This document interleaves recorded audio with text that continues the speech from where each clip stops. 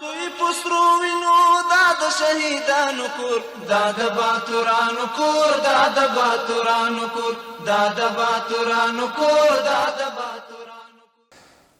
بسم الله الرحمن الرحیم.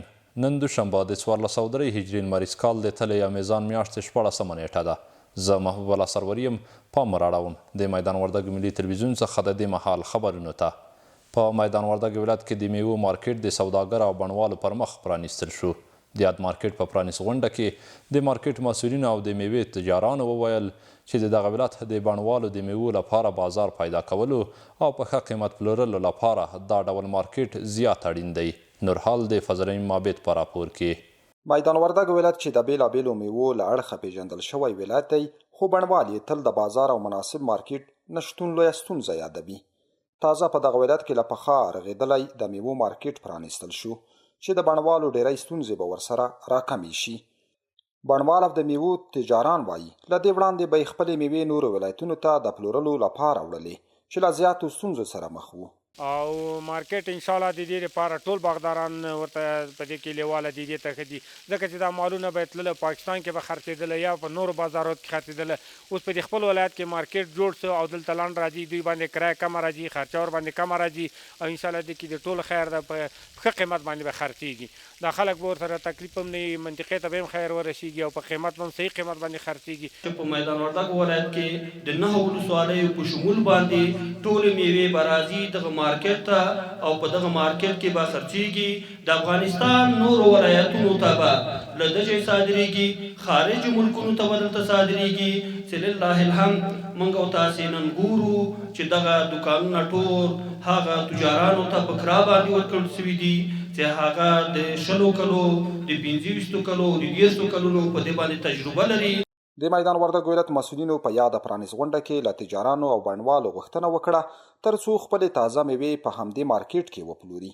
د میدان وردګو مسؤلین د تجارانو او بڼوالو هرې ستونزې ته د رسېدنې ډاډ ورکړ. مارکیټ مسؤل ته چې دا یې په اجاره نیولی، دا اطمینان ورکوو، ډاډ ورکوو چې د ولایت ټوله اداره د تاسې تر شا پورې ولاړه ده. انشاءالله موږ به د تاسې حمایت کوو. ولایت د تاجرانو لپاره بلکې د ټول افغانستان د تاجرانو ورونو لپاره یو ښه زیری وي. آینده کې به دوی راځي او دغه مارکیټ نه به میوې وړي، مال به محفوظ وي، په امن به وي او دغه ځای به هم ښه آباد سي، ورسره دغه باغدارانو ته به هم نږدې وي. د میدان وردګ ولایت د میوو مارکیټ په 1995 کال کې رغېدلی چې د ښاروالۍ له لوري تازه خصوصي سکتور ته په قرارداد ورکړل شو. د میدان وردګ ولایت مرکز میدان ښار ښاروالۍ د تیرو 2 روبو لاسته راوړنې او کړنې له رسنیو سره شریکې کړې. په همدې موخه جوړه شوې غونډه کې د یادې ښاروالۍ مسؤلینو وویل د روان کال په 2 روبو کې د 9 میلیونه افغانۍ عوایدو راټولولو ترڅنګ بېلابېلې پروژې په مرکز میدان ښار کې پلي کړي دي. د میدان وردګ ولایت مرکز میدان ښار ښاروالۍ د روان کال 2 روبو لاسته راوړنې له رسنیو سره شریکې کړي. د یادې ښاروالۍ مسؤلینو وویل تر دې دمه یې د بېلابېلو لویو او وړو پروژو د پلي کېدو ترڅنګ 9 میلیونه افغانۍ عواید راټول کړي دي. حسابدهي یا د خپل ګران درون غیور غیرتمن او مجاهد ملت سره د دې نظام د کړنو شریکول دا په خپله په همدې دلالت کوي چې موږ یعنی نظام او ملت دا سره جدا نه دي. د روان کال په لومړۍ او دویمه روبه کې ټول څه د پاسه 9 میلیونه عواید د ښاروالۍ ریاست د ثابتو او غیر ثابتو عوایدو مجموعه راټوله شوې ده چې تقریبا 8.5 میلیونه یا 8.5 میلیونه په مصرف باندې رسیدلي. د ښاروالۍ مسؤلین وایي ملت ته حساب ورکول او ادارې له کړنو خبرتیا زموږ دنده ده او زیاته یې کړه چې هڅه کوي په ډېر اندازه خلکو ته په بېلابېلو برخو کې پروژې پلي کړي چې ملت زموږ په کړنو باندې خبر سي او زموږ ملت هغه څه چې د زموږ نیمګړتیاوې وي هغه موږ ته خپل ملت زموږ سره شریکې کړي، په هغه کې زموږ سره همغږي وکوي مونږ ته په هغه کې ښوونه وکوي، مونږ په دې له خپل ملت نه خفه کیږو. د ویلو ده چې د میدان وردګو مرکز میدان ښار ښاروالۍ له لوري د دغه ولایت په مرکز کې بېلابېلې پروژې روانې دي. د افغانستان د اسلامي امارت د کار او ټولنیزو چارو وزارت معین بلخ ولایت ته د یو سفر په ترڅ کې د دغه ولایت د کار او ټولنیزو چارو په ریاست کې د تخنیکي او مسلکي زده کړو مرکز پرانیست. نوموړي د بلخ ولایت له ټولو ځوانانو وغوښتل چې له رامنځته شوو فرصتونو څخه اغېزمنه ګټه پورته کړي. له بلخ څخه عبدالرحمن عاطف نور حال راکوي. د افغانستان د اسلامي امارت د کار او ټولنیزو چارو وزارت معین بلخ ولایت ته د یو سفر په ترڅ کې دغه ولایت د کار او ټولنیزو چارو په ریاست کې د تخنیکي او مسلکي زده کړو مرکز پرانیست. په دغه پرانیست غونډه کې د بلخ ولایت مرستیال والي د یاد مرکز پرانیسته د بلخ ولایت د ځوانانو لپاره یو پر ځای اقدام وباله او له ټولو ځوانانو یې غوښتل چې له دې فرصت څخه په ګټې اخیستنې د هیواد په ښېرازۍ کې پراخه ونډه واخلي. شما هم که کوشش بکنید که همین موقع از دست ندین، کوشش بکنید یک چیز را یاد بگیرید، یک کسب یاد بگیرید. هر کسب انسان یاد گرفته باشه همین کسب حلال، روزی خوب و حرفه خوب هر وقت انسان را به یک ثمره میرسانه. ورته مهال د هیواد د کار او ټولنیزو چارو وزارت معین وویل چې په بلخ ولایت کې د دغه ادارې د شته ستونزو د حل په موخه بلخ ولایت ته راغلی دی چې له سروې وروسته به یې د له منځه وړلو په موخه اغېزناکه ګامونه پورته کړي. نوموړي همداراز د دغه مرکز پرانیستو ته په اشارې وویل چې د ټول هیواد په کچه تر 500 ډېر دغه ډول مرکزونه فعالیت ترسره کوي چې په کلني توګه له بېلابېلو څانګو څخه شاوخوا 6,000 تنه فارغېږي. ما تقریبا تمام افغانستان 52 مراکز داریم در بخش حرفه. ما میخوایم از مرکز و از ولایت به ولسوالی او را توسعه بدیم. تقریبا 20,000 شاگرده هر سال ما فارغ میکنیم. د یادونې وړ ده چې د بلخ ولایت د کار او ټولنیزو چارو ریاست په تخنیکي او مسلکي مرکز کې 150 تنه ځوانان د خیاطۍ، نل غځونې، د ټلیفونونو ترمیم، د غالۍ اوبدلو او د کمپیوټر په برخو کې په زده کړو بوخت دي. فراه ولایت کې یو شمېر کروندګرو اوس د مالوچو کرلو ته مخه کړې ده. دوی وایي چې پنبه د کوکنارو د کښت غوره بدیل کیدای شي ځکه چې خواري لږه او ګټه یې هم ډیره ده. پر همدې مهال فراه ولایت د کرنې او مالدارۍ ریاست مسؤلین وایي د تیر کال په پرتله 4 برابره د پنبې کرکیله په دې ولایت کې ډیره شوې ده. نور حال زموږ د همکار نظیر احمد حیدري په راپور کې. دا په فراه کې د پنبې هغه کروندې دي چې اوس حاصل ته نږدې دي. فراه کې د کرنې او مالدارۍ ریاست مسؤلین وایي په 2690 هکتاره ځمکه پنبه کرل شوي چې حاصل یې 5380 ټنه اټکل شوی دی.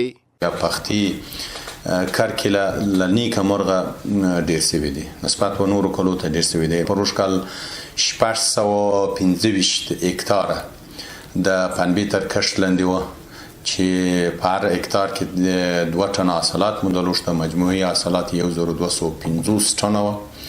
سږ کال د پنبې یا پختی د کښت سایه 2690 هکتاره ده چې په هر هکتار کې 2.5 ټنه حاصلات لرو. مجموعي حاصلات 5380 ټنه اټکل شوی. همدارنګه د کرنې او مالدارۍ ریاست د معلوماتو له مخې تیر کال د فراه ولایت په 6 ولسوالیو کې پنبه کرل شوې وه، خو سږ کال د دې ولایت د مرکز په شمول په 8 ولسوالیو کې پنبه کرل شوي دي. د زیاتېدو وجه یوازینۍ عمده وجه دا دی چې هغه د کوکنارو یا تریاکو یا په مجموع کې مخدره توکو د کښت په ټول افغانستان کې د امیر المؤمنین حفظه الله تعالی د حکم سره سم بند شوي دي. نو موږ ګران هیوادوال یا بزګران و حلال کښت یعنی پنبه و غنم او نورو زراعتي نباتات ته مخه کړ. بلخوا فراه کې بزګران وایي چې د پنبې کرکیله ګټوره او له کوکنارو څو ځله ښه ده ځکه ستړیا او لګښت هم کم دی. دوی له حکومت غواړي چې د پنبې حاصلاتو ته د پلور مناسب بازار پیدا کړي. تر نورو کښتو دا کښته بهتره ده ځکه ګټه هم ډیره ده او ځوانان هم اکثره په دې کار باندې بوخت دي. بیکاره نه دي اوس تریاک بند سوي دي نو پنبه کښته دا کښته ډېرې کوي د کوکنارو د بندېده وروسته فراه ولایت خلکو وکالکو ته ماشو ته جوړیو ته ډېره رجوع کړې ده. موږ د اسلامي امارت څخه غواړو چې زموږ سره بدیل د تریاکو بدیل کومکونه وکړي چې موږ نور کښتو ته رشد ورکړو. موږ خلک چې دي ډېر مسکین احتیاج ټکور خلک دي چې بدیل د کوکنارو او تر پنبې بهترینه بدیل بل شی نشته د پشترود په ولسوالۍ د زموږ په کلو کې بل شی دومره نتیجه نه ورکوي لکه پنبه چې ورکوي. د تریاکو سره ډېر خوندور بدیل دی خو بل دی چې بزګرانو سره کومک وکړي دغه بدیل کومک اندازه یې د بدیل. باید وویل شي فراه په هیواد کې د کوکنارو له لویو تولید کوونکو ولایتونو څخه و خو اوس چې اسلامي امارت د کوکنارو پر کښت بندیز لګولی دی یو شمېر کروندګرو د غنمو پنبې ماشو او نورو حلال کښتونو ته مخه کړې ده.